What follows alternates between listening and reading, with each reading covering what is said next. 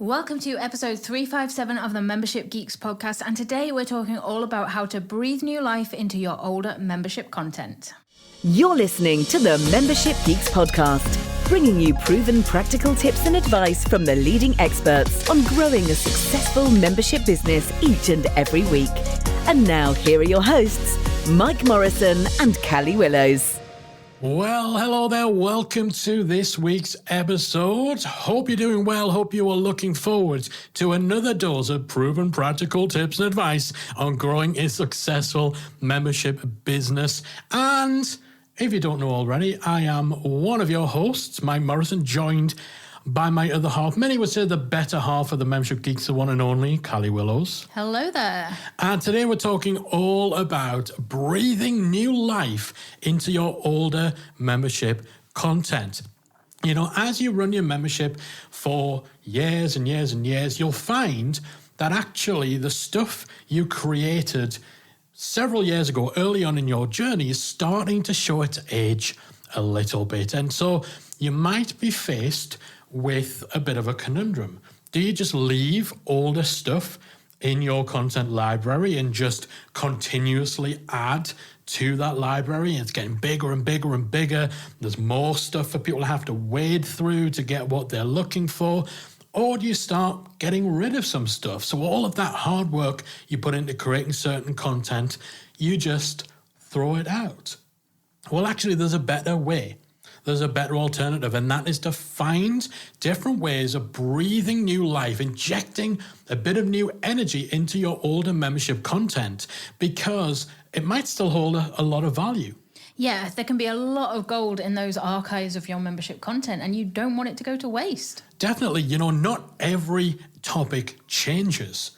Some of the best practices that you talked about several years ago might still be relevant today. It might just be that the content itself, the aesthetic of the content, is looking a bit dated, or depending on the tech of how you've got your library set up, it might just be that actually the real good stuff is buried months and years back in that archive, and it's just difficult to find. So you don't need to throw the baby out with the bathwater when it comes to trying to freshen up that older content. And you also don't always have to be creating brand new stuff and scrambling for new material to create content around just to keep adding value to your membership. As Callie said, there's a lot of gold in those archives. So we wanted to share 6 ways to breathe new life into that older membership content. And the first of these is with a partial update. So it doesn't actually have to be a case of actually redoing older content from scratch or getting rid of it. You can do a partial update. So maybe you actually update some individual videos that are showing their age or where tips and techniques have changed. Maybe you add on some additional videos at the end with some advanced tips or new learnings over the years. You could also actually, if the quality of that content isn't the same standard as your newer content, you could actually redo some of the slides, but actually still use the original audio, for example. So match the timings of the original as you go through and re-record. Or you could do the opposite. You could redo the audio, but use the original slides and use a transcript as well to make that process even easier. And you can also expand on that content or update it further by adding additional resources, by adding transcripts, updating workbooks, updating links and resources, and adding on any additional content that is going to be useful to the member. Absolutely, especially, you know, if what was taught, if the substance is still the same, then it's kind of a waste of time. It's unproductive to just create something else that just delivers the same substance. If the actual substantive content is still solid and it just needs a lick of paint, or it maybe just needs, you know, 1 or 2 videos where maybe the technology you use, and if you're showing how to set a certain thing up or go through a process, maybe that's improved or changed. It doesn't need to be all or nothing. That partial update can actually get you to where you need to be for this to be brought up to current day standards. Yeah, definitely. The second idea for breathing a bit of new life into older membership content is actually something I first spotted Chris Brogan doing, and I love this idea. And this is to do watch-alongs. So this is where you could take an existing course Or it's probably better suited to a workshop or a webinar that you previously delivered to your members, or you released a recording years ago, and actually kind of live stream that again. So a lot of live streaming software now gives you the ability to load up a pre-recorded video and kind of broadcast that as though it were live. So you could do that as a watch along. So you tell all your members, at this time, we're going to all watch this workshop together. In the same way that, if there's a TV show on, you might, get your friends on a group chat and all watch along at the same time. And so it's not new content. You're not promoting, oh, hey, we're releasing a brand new workshop. But what you're doing is you're bringing it back to people's attention, that maybe they weren't aware that this existed, or they haven't had a reason to watch it, or they've not watched it in a long time. But you can actually be part of that watch along too. You can be in a chat room as everyone's watching this together at the same pace. You can be answering questions as the session is taking place.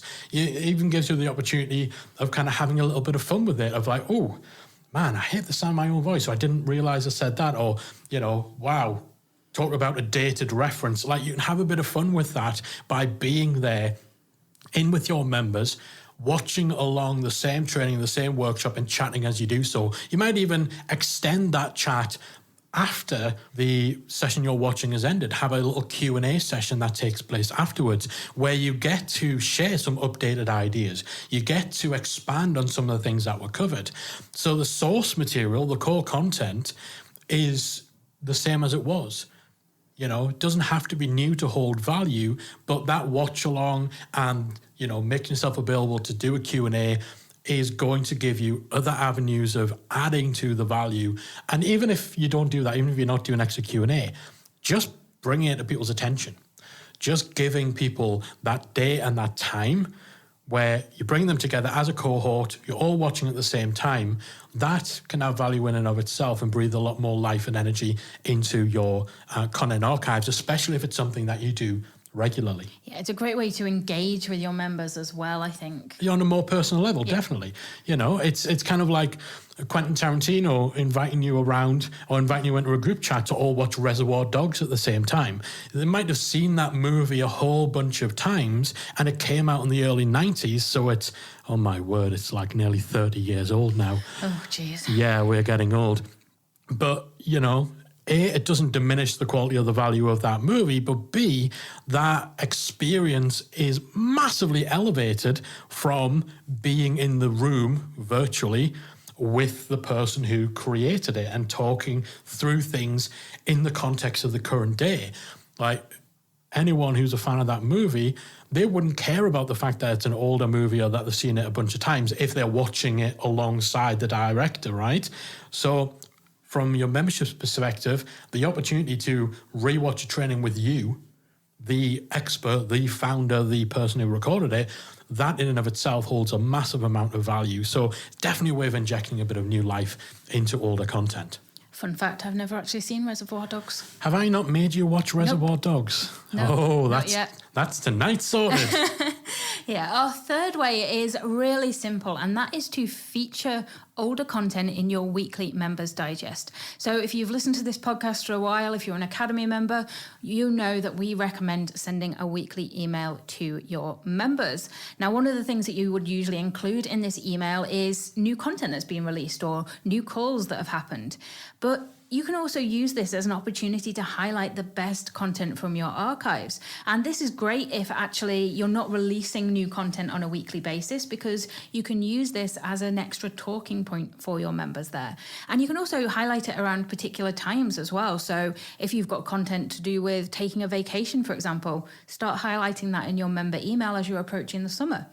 So this might be content that newer members haven't seen, and by showcasing it and drawing their attention to it, you give it a new set of eyeballs. But it also might be content that older members haven't seen either, or maybe they watched it or they had it on their to-do list but they never actually got round to it. So it's great to remind people that this content is there, and this weekly digest is the perfect way to do it. And as I mentioned before, you could even have weekly or monthly themes for this, or you could segment it as well, so you can kind of really play around with how you show this older content to your members. Yeah, and if it's content that's been in your membership for a little while, then there's more of a chance that perhaps you've got some examples of results that members have had having used what you teach in that content. And again, you can make reference to those or even link towards discussions people have had inside your community relevant to that content as well. We have to remember that regardless of when you actually released the content, the first time someone views it, it is new to them. So even if it was released 3 or 4 years ago, if someone's never seen it, it is brand new material to them. And it might be that when someone first joined your membership, they were really early on in their journey, and this content was perhaps too advanced for them. They might be further along now, and so bringing it back to their attention and using your weekly digest to do that is, again, more likely to actually meet more people where they currently are now, and that might be different from where they were at the start. The next way of injecting a bit more life into your older content is to give people recommendations for what to watch next after they've just completed a course or another workshop or something like that. You know, anytime you can be specific in where you direct members to, it's going to be a big plus. We don't want to be always leaving members to their own devices. So when someone finishes a course or a piece of content, it's massively beneficial to then tell them, these are the next steps that we recommend. This is the next piece of content you should create. You've just learned about this thing. Now you're ready to go and watch this workshop. Here are some places you can go to next. So this might just be a list of links on the last page or the last lesson in a course. You know, if you enjoyed this, you might enjoy this next thing.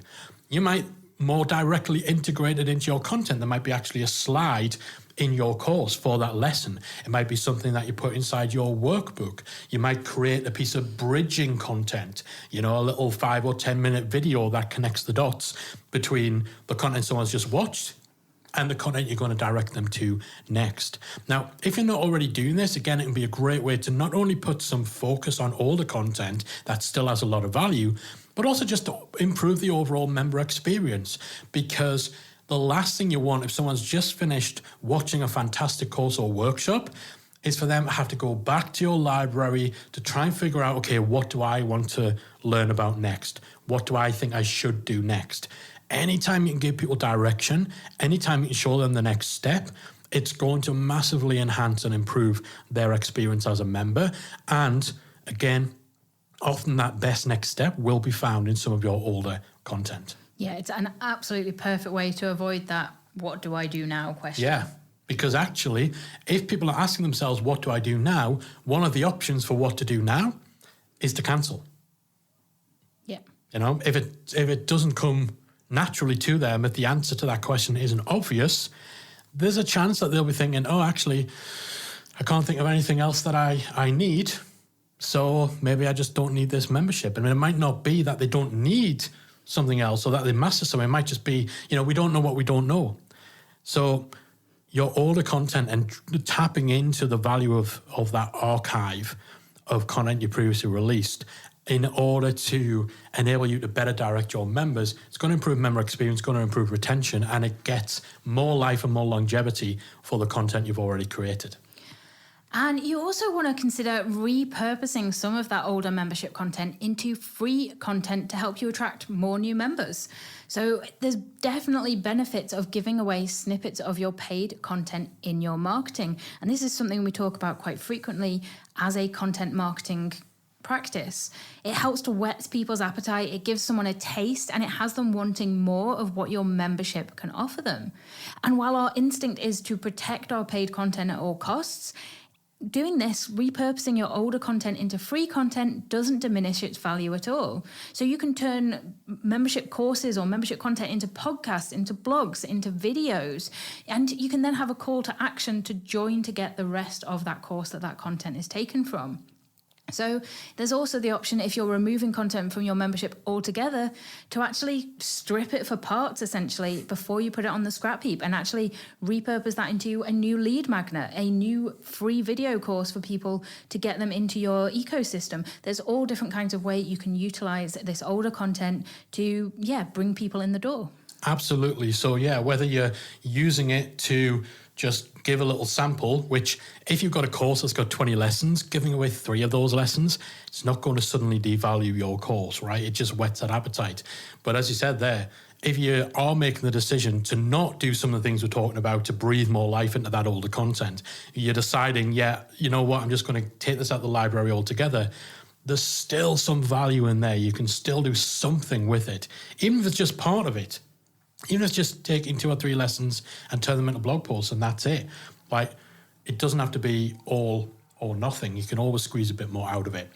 And the final way of breathing a bit more life and getting a bit more juice out of that older content is to use it as the basis for a challenge or some sort of cohort-driven experience. Now, most of the content inside the majority of memberships, particularly courses, mini courses, workshops, and what have you, they're usually DIY. It's do it yourself. Here's what you need to know. Here's my teachings. Here's some exercises and resources and some steps to take, but it's all on you, the student, to implement. You could shake that up a little bit and create a done with you experience around your existing content, where you actually get people to sign up or to commit by a certain date. And then from that date onwards, that group of people, that cohort, all work through the content at the same pace to the same schedule. Instead of everyone having that solo experience, instead of it all being DIY, you breathe a little bit more life, you get a bit more energy behind this particular course or this series of workshops by bringing in that cohort experience, which can be a massive game changer. So they're working together as a group. Maybe there's a little extra input from you. So whether it's, you might do some Q&As, you might make yourself available for group coaching calls along the way. Maybe you can turn it into a whole challenge where each day there's a specific lesson to watch, there's some homework to do, and a short Q&A on that day's topic.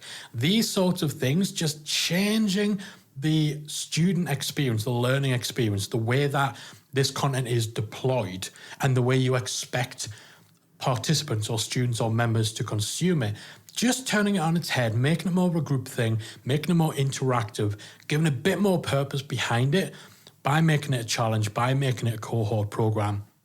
It adds a whole different dimension to that content without you having to create new stuff.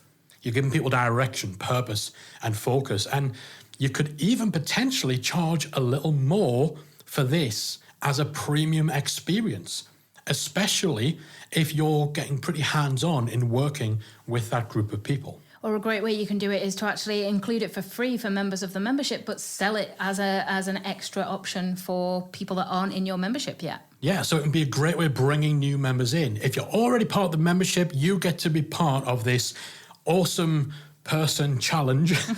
That's a great name. This 7-day awesome person challenge. It's free to members. If you're not a member, you can be part of it for just $49, or come and join the membership. It's $49 a month, and this is included along with everything else. So it'll be a great way of really using that incredible older content that you have in just a whole new way that will drive sales. It'll better engage your members and benefit your membership overall.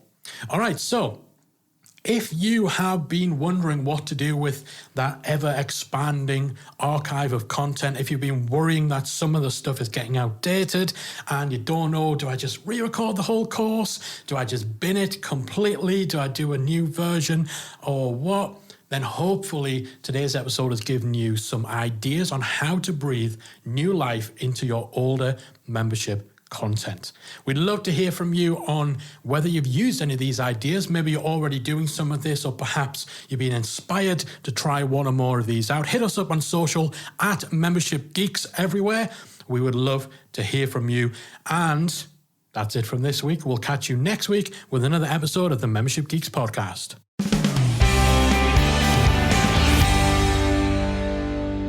If you enjoyed this week's episode of the Membership Geeks podcast, we invite you to check out membershipacademy.com.